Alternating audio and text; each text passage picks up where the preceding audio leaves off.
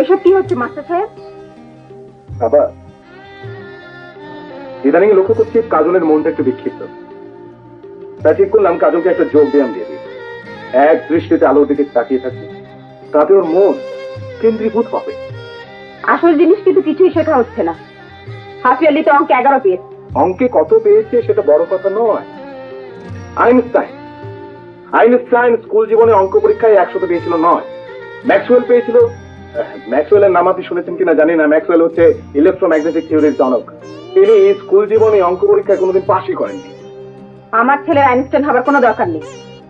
ক্লাসের পরীক্ষাগুলোতে ভালো নম্বর পেয়ে পাশ করতে পারলেই আমি খুশি হব। কিন্তু কিন্তু ভালো নম্বর পেয়ে হাজার হাজার ছাত্র পাশ করছে, তো লাভটা হচ্ছে কি? সে আদর্শ ছাত্র কোথায় কোথায়?